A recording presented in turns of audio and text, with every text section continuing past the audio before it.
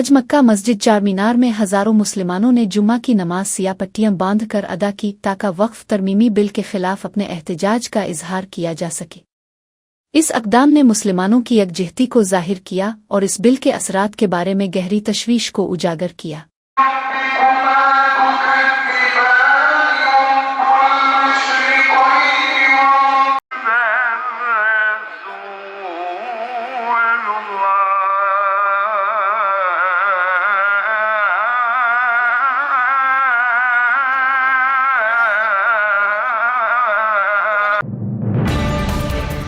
AIMIM के सरबरा Asad al-Din Owaisi ने वज़ीर आज़म मोदी और यूपी के वज़ीर आला योगी आदित्यनाथ की पॉलिसियों पर तनकीद की। वक्फ बिल को मुसलमानों की जायदाद के हुकूक कमज़ोर करने की साजिश करार दिया। उन्होंने कहा कि मीरठ में सड़क पर नमाज पढ़ने पर पासपोर्ट और ड्राइविंग लाइसेंस मनसूख करने की धमकियां दी जाती हैं, जबकि कन्नौर यात्रा पर फूल बरसाए जाते हैं। ओवैसी ने योगी के हिंदुओं की हिफाजत से मुताल्लिक बयान को चैलेंज करते हुए कहा कि असल खतरा RSS की नज़रिया से है, न कि हिंदू मुस्लिम के दरमियान। उन्होंने वाज़ेह किया कि मुसलमानों की हिफाजत और इज्जत उनका हक है, कोई खैरात नहीं। और बुजुर्गों, और फिर उत्तर प्रदेश के चीफ मिनिस्टर एक पॉडकास्ट में बोल रहे हैं, अगर जहां पे 100 मुसलमान है वहां पर 50 हिंदू, क्या हिंदी का वर्ड माने उनको उनका तहफ़्फ़ुज़ नहीं है। जहां पे जरा सीखो आजकल हिंदी, उन्होंने कहा कि कहीं 100 मुसलमान हो तो वहां 50 हिंदू सुरक्षित नहीं है। 100 मुसलमान है तो 50 हिंदू सुरक्षित नहीं है। ये कौन बोल रहे हैं? योगी चीफ मिनिस्टर उत्तर प्रदेश। अब मैं उनसे पूछना चाह रहा हूं, मेरे गाड़ी पे गोली कहीं को चलाए फिर आप? मैं, शौकत, यामीन, 3 लोग थे, वो 2 मिलके 6-7 राउंड गोली चला दिए। क्यों चलाए मुझ पे गोली? बेल कोर्ट दिया तो मेरे को सुप्रीम कोर्ट जाकर उन जालिमों की बेल कैंसिल करना पड़ा। हम योगी से पूछना चाह रहे कि उन्नाव में मोहम्मद शरीफ होली नहीं खेलना चाह रहा था तो आपने वहां पर दंगाइयों ने उसको मारा और पीटा। अब कल ईद आएंगी, मैं हर एक रोड पर पकड़ के बोलूं, नहीं तो खाना ही शीर खुरमा, पीना पूरा 1 लीटर पीना, तो डालता हूं तेरे मुंह पी, नहीं तो सेवियां खाना। अरे मैं शुगर का पेशेंट, नहीं तो खाना, मुंह खोल। डाल सकते आप डाल सकते क्या? बोलो नहीं कर सकते ना, नहीं कर सकते आप। जबरन होली खेलने के से मजबूर करे, वो इनकार कर रहा, भाई भाई मत करो, पीट दिए। अभी नो बोल रहे कि जहां पर 100 मुसलमान हैं वहां पर 50 हिंदू सुरक्षित नहीं है। हम योगी आदित्यनाथ को ये बोलना चाह रहे हैं, भारत में ना हिंदुओं को मुसलमानों से खतरा है, ना मुसलमानों को हिंदुओं से खतरा है। भारत में अगर हिंदू, मुसलमान, सिख, ईसाई को, इस भारत के आईन को अगर किसी से खतरा है तो RSS, उसकी आइडियोलॉजी, योगी और मोदी से खतरा है। हमको मुसलमानों को हिंदुओं से, हिंदू को मुसलमान से नहीं है खतरा, इनकी आइडियोलॉजी से खतरा है। और सुनो योगी आदित्यनाथ, हम आपको ये बताना चाह रहे हैं, जनूबी हिंदुस्तान में ज़रख़ीज़ी के मसाइल की वजह से ज़्यादातर लोग ज़्यादा बच्चे पैदा नहीं कर पा रहे हैं। शुमाली हिंदुस्तान में बिहार और यूपी के लोग आबादी बढ़ाकर मुल्क को बचा रहे हैं। वज़ीर आला Chandrababu. Today, South India is having a problem of fertility rate. Tamil Nadu 1.4 or 1.5, 1.6, Andhra is 1.5. Only UP and Bihar are saving India today. They are adding more population. Once we all discussed, population is a major problem. Now population has become a major advantage globally. That is the biggest advantage. BRSMLCs ने कानून साज council में सहाफ़ियों का इजलास मुनक्किद किया। MLC कविता ने कहा कि कांग्रेस हुकूमत ने कर्जों के बारे में गलत मालूमात फैलाई है। मरकज के मुताबिक तेलंगाना का कल कर्ज 4.42 लाख करोड़ है, जबकि सीएम रेवंत रेड्डी 8 लाख करोड़ का झूठा प्रोपेगंडा कर रहे हैं। उन्होंने कहा कि कांग्रेस ने झूठ बोलकर इक़्तिदार हासिल किया, अब सच्चाई बतानी चाहिए और रियासत में नाकामियों को छुपाने की कोशिश कर रही है। बीआरएस 27 अप्रैल को एलकुत्तोरत्ती में अपना ओम तासीस बड़े पैमाने पर मनाएगी, जिसमें अवाम को बड़ी तादाद में शिरकत की दावत दी गई है। గవర్నర్ ప్రసంగం నుంచి మొదలు పెడితే ఆ రోజు నుంచి కూడా మండలిలో మేము ప్రొటెస్ట్ చేసినాం ప్రభుత్వం మీద. గౌరవ ముఖ్యమంత్రి గారు మాట్లాడడానికి వచ్చినప్పుడు అంతకుముందు వారు మా నాయకుడు కేసీఆర్ గారి పైన చేసినటువంటి అనుచిత వ్యాఖ్యలకు ప్రొటెస్ట్ చేయడంతో ఈ సభ ప్రారంభిస్తే చివరి రోజు కూడా మరి ఫీ రీఎంబర్స్మెంట్ విషయంలో ప్రభుత్వం నుంచి ఒక నిర్దిష్టమైనటువంటి జవాబు మేము రాబట్టగలిగినాం. ఇది కేవలం బీఆర్ఎస్ పార్టీ మండలి సభ్యులందరూ చేసినటువంటి పోరాటం అని చెప్పి నేను బలంగా నమ్ముతా ఉన్నాను. ఇన్ని రోజులు ఫీ రీఎంబర్స్మెంట్ మీరు 8,000 కోట్లు ఇవ్వాలంటే జవాబు చెప్పినటువంటి ప్రభుత్వం మొన్న మండలిలో గౌరవ ముఖ్యమంత్రి గారు 12 నెలలలో పాత అప్పులను నెలకింత అని తీరుస్తామని చెప్పి కొత్తగా ఇవ్వాల్సిన ఫీ రీఎంబర్స్మెంట్లు ఆన్ ద స్పాట్ ఎప్పటికప్పుడు పేమెంట్ చేస్తామని చెప్పి మండలి సాక్షిగా వారు మాట ఇవ్వడం జరిగింది. మరి మండలిలో జవాబు రాబట్టగలిగినటువంటి మేమందరం వారు ఇచ్చినటువంటి మాట పూర్తి చేసేంత వరకు కూడా వారిని ఎండగడుతూనే ఉంటాం, ప్రజాక్షేత్రంలో వారిని వెంటాడుతూనే ఉంటామని ఈ సందర్భంగా తెలియజేస్తూ ఉన్నాం. అట్లానే ఈ సెషన్స్ ప్రత్యేకించి మన రాష్ట్ర చరిత్రలో నిలిచిపోయేటటువంటి సెషన్స్. ఎందుకోసం చెప్తా ఉన్నామంటే బీసీలకు సంబంధించి 42% విద్యా ఉద్యోగ రాజకీయ పరంగా రిజర్వేషన్లు తెచ్చేటటువంటి బిల్లు ప్రవేశపెట్టుకోవడం చరిత్రలో నిలిచిపోతుంది. ఇక ఇక్కడ అక్కడ బీఆర్ఎస్ పార్టీ కౌన్సిల్లోను అసెంబ్లీలోను ఎంత ప్రశ్నించినా ప్రభుత్వం జవాబు చెప్పకుండా పారిపోయినటువంటి అంశం ఏంటంటే అప్పులకు సంబంధించినటువంటి అంశం. మాటి మాటికి కేసీఆర్ గారి మీద మీరు 7 లక్షల కోట్లు అప్పు చేసిరని ఒకరోజు, 6 లక్షల కోట్లు అప్పు చేసిరని ఒకరోజు, 8 లక్షల కోట్లు అప్పు చేసిరని ఇంకొక రోజు, ప్రభుత్వంలో ఉన్నటువంటి పెద్ద మనుషులందరూ కూడా రోజుకొకటి వాళ్ళ तेलंगाना रियासत की तश्कील के बाद केसीआर ने कर्ज लेकर दौलत पैदा की और रियासत के मसाइल हल किए। लेकिन आज जब कांग्रेस से अपने वादे पूरे करने को कहा जाता है तो वो उल्टा हमले कर रही है। సిరికొండ మధుసూదన్ ఇచ్చా అప్పులు 2 రకాలు. ఒకటి సంపద సృష్టించేటువంటి అప్పులు, 2 నిరర్ధక అప్పులు. కేసీఆర్ గారు ఆ రోజు తెలంగాణ రాష్ట్రాన్ని సాధించినటువంటి తొలినాళ్లలో ఉన్నటువంటి పరిస్థితులు ఒక్క కేసీఆర్ గారికే మాత్రం సాధ్యమైంది ఆ సమస్యల్ని పరిష్కరించడం, ఇచ్చినటువంటి హామీలను నిలబెట్టడం. బహుశా ఈ దేశంలో అటువంటి పరిస్థితులలో రాష్ట్ర ముఖ్యమంత్రి ఎవరైనా కూడా చేతులు ఎత్తేస్తారు. కానీ ఆయనకు నిబద్ధత, చిత్తశుద్ధి, సమస్యల పట్ల సంపూర్ణమైనటువంటి అవగాహన, నా ప్రజలకు నేను ఇచ్చినటువంటి హామీలు అమలు చేయాలన్నటువంటి ఆ కసి ఉన్నది కాబట్టి అమలు చేయగలిగిండు. అందుకనే చేసిన అప్పుల నుండి బ్రహ్మాండంగా సంపద సృష్టించిండు. ఆ సృష్టించబడ్డ సంపద పేదలకు పంచిండు. వీళ్ళు ఏమన్నారు, ఎన్నికల మేనిఫెస్టోలో చెప్పిళ్ళు, మొదటి బడ్జెట్లో చెప్పిళ్ళు. వాళ్ళు చెప్పినటువంటి మాటలు, వాళ్ళు అన్నటువంటి మాటల్నే మళ్ళీ ఒకసారి నేను రీట్రేట్ చేస్తా ఉన్నా.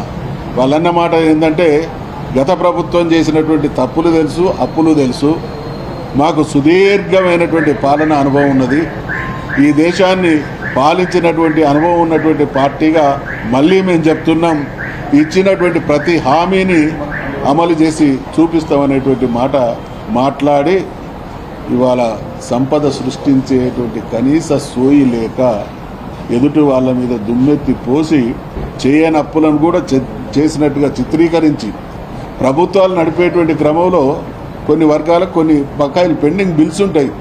ఆ బిల్స్ను కూడా నిన్న ఇవాళ మళ్ళీ కొత్త కోణం ఎత్తుకున్నారు.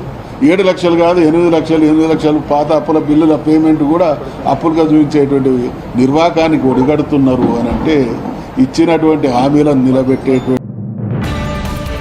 सेक्रेटरीट में मुत्तहिदा वरंगल जिला का जायजा इजलास मुनक्किद। वुज़रा पवंगोलेटी श्रीनिवास रेड्डी सितिक्का MLA और कलेक्टर्स ने शिरकत की। वजीर पवंगोलेटी का इंदिरामुआ मकानात की तामीर तेज करने और मुकम्मल घरों की फौरी अदायगी का हुक्म। जून के आखिर तक वरंगल सपर स्पेशलिटी अस्पताल की तामीर मुकम्मल करने और मादीकुंडा डंपिंग यार्ड के मुस्तकिल हल के लिए इक़दामात की हिदायत। अब भी कविता को अपना रवैया बदलना चाहिए, बिलमोरी वेंकट। शराब घोटालों में मुलव्वस कविता को हिसाबात में मुश्किलात का सामना है। फार्म हाउस में आराम करते हुए किसी आर तनख्वाह ले रहे हैं, जबकि सीएम रेवंत रेड्डी खुलूस के साथ 24 घंटे मेहनत कर रहे हैं। अवामी फलाह और बहबूद के लिए तजावीज़ देने वालों को हमारी हुकूमत सुनने के लिए तैयार है। పదంలో ముందుకు తీసుకొని వెళ్ళాలని ఒక లక్ష్యంతోటి, ఒక ధ్యేయంతోటి, ఒక దృఢ సంకల్పంతోటి కాంగ్రెస్ ప్రభుత్వం గౌరవ ముఖ్యమంత్రి రేవంత్ రెడ్డి గారు ఆర్నిశలు 24 గంటలు 365 రోజులు కృషి చేస్తుంటే, ఒక నిబద్ధతతోటి చిత్తశుద్ధితోటి మేము ఇచ్చిన ప్రతి గ్యారంటీని కూడా అమలు చేయాలని ఒక దృఢ సంకల్పంతోటి నేను పనిచేస్తుంటే, ప్రజలకి వాస్తవాలు తెలియజేయాలని చెప్పని అటు శాసన మండలి 8 రోజులు, శాసనసభ 11 రోజులు సుదీర్ఘంగా అన్ని విషయాలపైన చర్చించి వాస్తవాలు బయట పెడితే, ప్రతిపక్ష నాయకునిగా కల్వకుంట్ల చంద్రశేఖరరావు అసెంబ్లీకి రాడు. శాసన మండలికి ఆఖరి రోజు సమయం ఇవ్వకుండా కవితమ్మకు వచ్చే సమయం ఉండదు. శాసన మండలి అయిపోయాక హైదరాబాద్లో ఎలక్షన్ కోడ్ ఉంది, కనీస అవగాహన లేకుండా ఎల్లోపిలో పోయి ప్రెస్ మీట్ పెడతారు. ఈయన అర్థమవుతుంది మీ చిత్తశుద్ధి. అసెంబ్లీలో రైతుల విషయం పైన చర్చిద్దామంటే బీఆర్ఎస్ పార్టీ ఎమ్మెల్యేలు కేటీఆర్ గారిని అరెస్ట్ చేస్తారంటే అని చెప్పి బాయ్కాట్ చేసి బయటికి పోతారు. శాసన మండలిలో రైతుల విషయాలపైన तिब्बी और सेहत के महकमे के दफ्तर में एसीबी के छापे। 30,000 रुपये रिश्वत लेते हुए जिला मास मीडिया अफसर रविशंकर रंगे हाथों गिरफ्तार। ये वाकया आदिलाबाद जिला में पेश आया। आदिलाबाद एसीबी डीएसपी विजय की क़ियादत में तहकीकात जारी।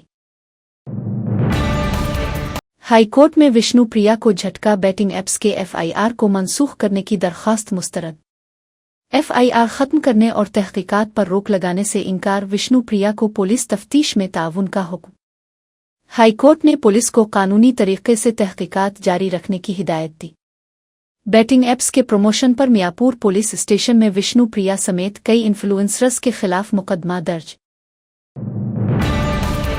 तेलंगाना सेक्रेटरीट में हुक्काम ने मॉक ड्रिल का इनेकाद किया। सीएसओ देवीदास की क़ियादत में मॉक ड्रिल मुकम्मल की गई। आग लगने की सूरत में रद्द अमल के तरीकों पर अमले को ब्रीफिंग दी गई।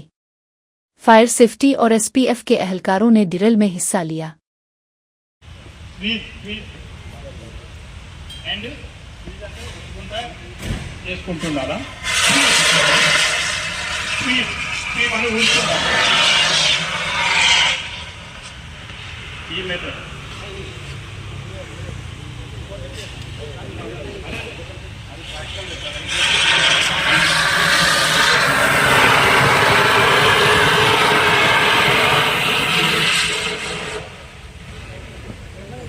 ఓపెన్ చేస్తున్నా ఇంకా కొంచెం దగ్గరగా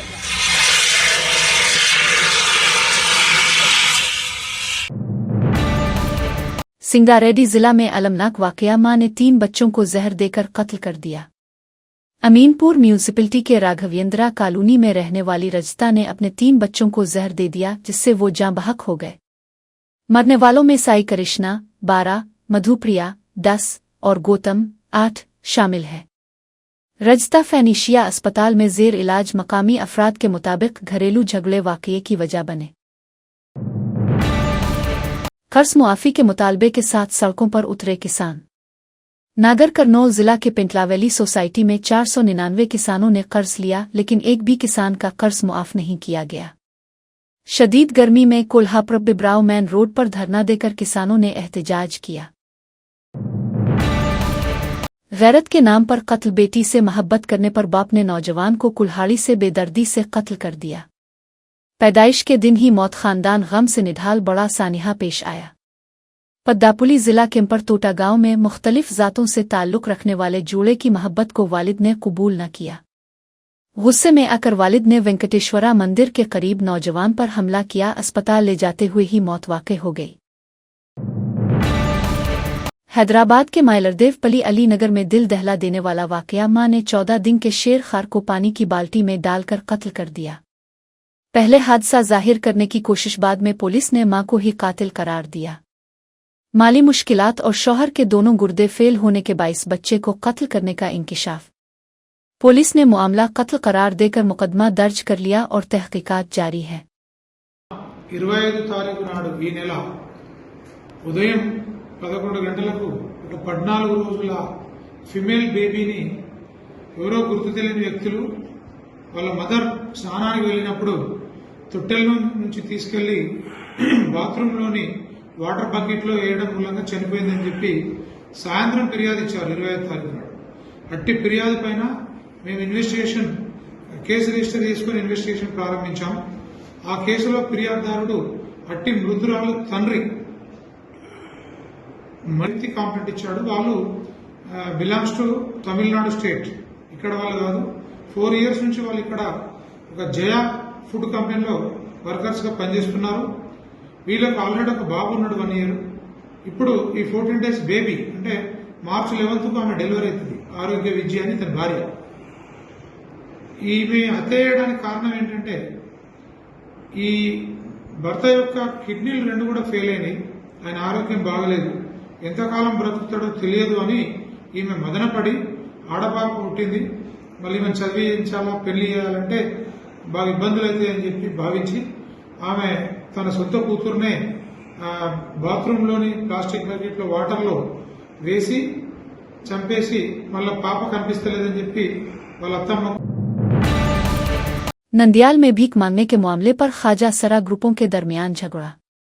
रूरल और 2 टाउन पुलिस स्टेशन के सामने मिर्च पाउडर छिड़क कर और पथराव करते हुए हंगामा। पानीम और नंदियाल के ख्वाजा सरा ग्रोहों के दरमियान भीख मांगने का पुराना तनाज़ा शिद्दत इख्तियार कर गया। पुलिस ने लाठी चार्ज करके 100 से जायद ख्वाजा सरा अफराद को हिरासत में ले लिया।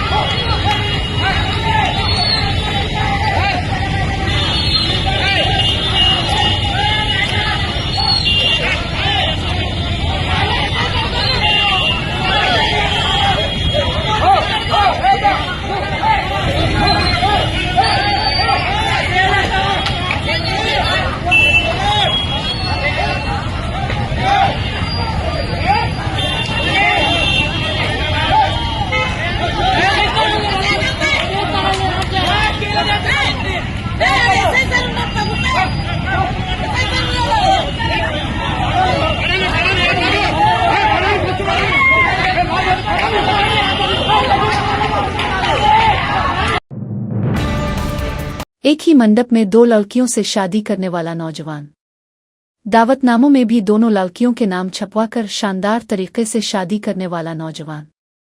कोमरम भीम आसिफाबाद जिला के लंगापुर मंडल के गुन्नूर गांव में सूर्या देव नामी नौजवान ने लाल देवी और जालकर देवी नामी 2 लड़कियों से मोहब्बत करके शादी कर ली। जब ये बात सबको मालूम हुई तो तीनों ने साथ रहने का फैसला किया, जिसके बाद बड़ों के पास कोई चारा न रहा और उन्होंने उनकी शादी करवा दी। पंत की कप्तानी पर गुस्सा एंकर ने गुस्से में टीवी तोड़ दिया। गुज़िश्ता रात के IPL मैच के बाद स्पोर्ट्स तक की बहस में पैनलिस्ट बाबाजी ने ऋषभ पंत पर गुस्से में टीवी तोड़ दिया। उन्होंने कहा, LSG को ऐसा कप्तान बिल्कुल नहीं चाहिए, इसे जिंदगी में बेशुमार मौके मिले हैं। इस वाकये की वीडियो सोशल मीडिया पर तेजी से वायरल हो रही है। ऐसे कप्तान गए हार में, हमको नहीं चाहिए ऐसे कप्तान, हार में हमको नहीं चाहिए ऐसे कप्तान। कप्तान अगर चाहिए तो ले जाओ यार, आप सुनो, अरे ऐसा आदमी कप्तान होगा तो कैसे काम चलेगा। म्यांमार और बैंकॉक में शदीद ज़लज़ला, 15 अफराद हलाक, 43 जख्मी, हलाकतों में इजाफे का खदशा। थाईलैंड एयरपोर्ट लॉकडाउन, तमाम परवाजें मनसूख, आने वाली परवाजों का रुख मोड़ दिया गया। ज़लज़ले के झटके भारत में भी महसूस किए गए। दिल्ली, कोलकाता, मेघालय और इम्फाल में लर्जिश। मेघालय में ज़लज़ले की शिद्दत 4.0 रिकॉर्ड की गई। इमदादी कार्रवाइयां जारी। म्यांमार और बैंकॉक में 7.7 शिद्दत के ज़लज़ले के नतीजे में 15 अफराद की हलाकत और 43 के ज़ख्मी होने की इत्तलात है। मज़ीद अमवात का खदशा है। दो ज़लज़ले 1 मिनट के वक्फे से आए, जिसमें पहली शिद्दत 7.7 और दूसरी 6.4 थी। थाईलैंड एयरपोर्ट को लॉकडाउन कर दिया गया और तमाम परवाजें मनसूख कर दी गई हैं। भारत में भी मेघालय, कलकत्ता, इम्फाल और दिल्ली में झटके महसूस हुए।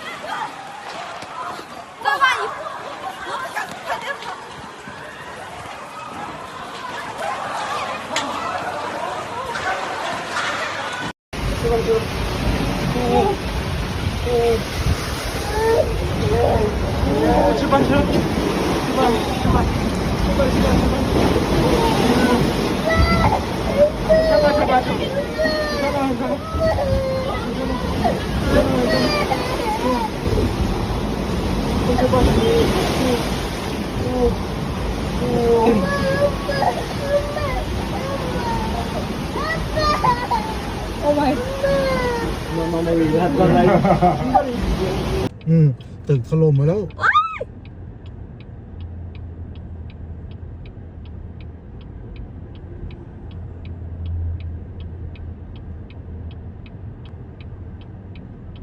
ตึกอะไรวะเนี่ยถล่ม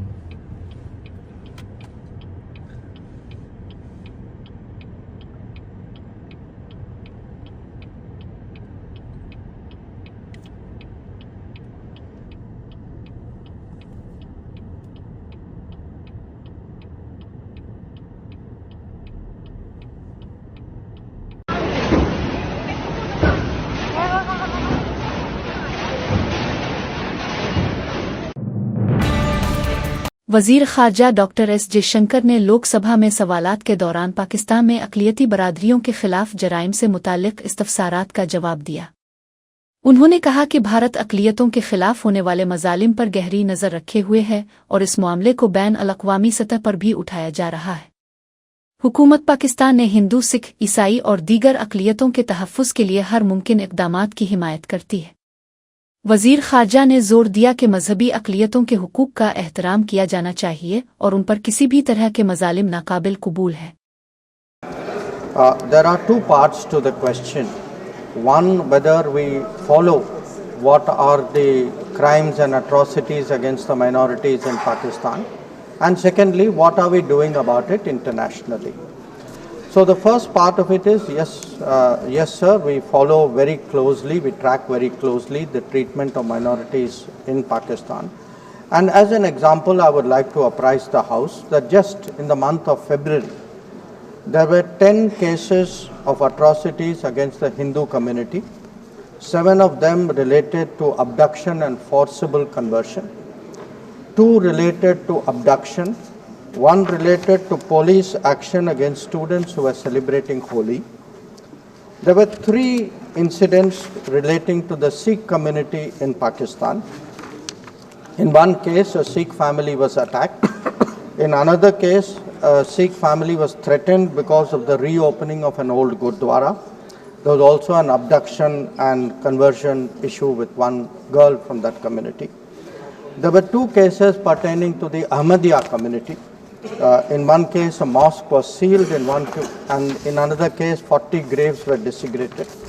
And there was one case pertaining to the Christian community, where a Christian person who reportedly was mentally unstable was charged with blasphemy. So the answer to the honourable member, sir, is yes, we track it very, very closely. We take it up, and we take it up at the international level also. Again, to give two recent examples, sir, in the month of February, our representative at the UN Human Rights Council pointed out that Pakistan is a country where, I quote him, where human rights abuses, persecution of minorities, and systematic erosion of democratic values are state policies. They constitute state policies which brazenly harbors UN-sanctioned terrorists, and Pakistan is in no position to lecture anyone. Instead, Pakistan should focus on providing actual governance and justice to its own people. Delhi की BJP हुकूमत ने गुज़िश्ता साल के मुकाबले में भी कम budget दिया है। मरकजी हुकूमत के बजट में वाज़े तौर पर लिखा गया है कि दिल्ली हुकूमत को सिर्फ 968 करोड़ रुपए दिए जाएंगे। मरकजी बजट में 6000 करोड़ रुपए देने का कोई जिक्र नहीं किया गया है। इस हिसाब से दिल्ली का बजट सिर्फ 78,000 करोड़ रुपए रह गया, जो पिछले साल के बजट से भी कम है। फिर इन्होंने कहा कि दिल्ली को 6000 करोड़ मिलेंगे, तो हमने दिल्ली को भी भारतीय जनता पार्टी के केंद्र सरकार के बजट में कितना पैसा दिया जा रहा है वो भी निकाला। Transfers to Delhi, demand number 57 केंद्र सरकार के बजट डॉक्यूमेंट में, उसमें अगर आप देखिए, grant in aid to union territory government 968 crore, मात्र जो 968 करोड़ आम आदमी पार्टी की दिल्ली सरकार को दिए जाते थे कागज़ पर, वही हालात भारतीय जनता पार्टी की सरकार में है। कोई भी 6000 करोड़ का आंकड़ा इस बजट डॉक्यूमेंट में नहीं है, तो ये 6000 करोड़ और कम हुए। तो 85,000 करोड़ के बजट में से 1000 करोड़ रुपए निकले सेंट्रल रोड इंफ्रास्ट्रक्चर फंड के और 6000 करोड़ निकले कैपिटल फंड फॉर दिल्ली के, यानी बजट 7000 करोड़ और कम हुआ और 78,000 करोड़ 78,000 करोड़ पर आके टिक गया। जो भारतीय जनता पार्टी इतनी जोर की कह रही थी कि हमने बजट इतना बढ़ा दिया, इन्होंने तो पिछले साल के आम आदमी पार्टी के सरकारों के बजट से भी अपना बजट कम कर दिया। ये है भारतीय जनता पार्टी की सरकार। लेकिन वो भी बेचारे परेशान हैं। उनको पहले लगता था कि मोदी जी से दिल्ली वालों से जुमले करते हैं, तो जब मोदी जी ने कहा कि तुम्हें 7,000 करोड़ देंगे, तुम्हें 15,000 करोड़ का लोन देंगे, तो रेखा गुप्ता जी की सरकार मान गई। उनको क्या पता था कि जैसे जुमले दिल्ली वालों के साथ करते हैं, वैसे ही जुमले मोदी जी ने भारतीय जनता पार्टी की दिल्ली सरकार के साथ कर दिए। वादा तो कर दिया, पर बजट में 1 रुपया भी उनके लिए नहीं रखा।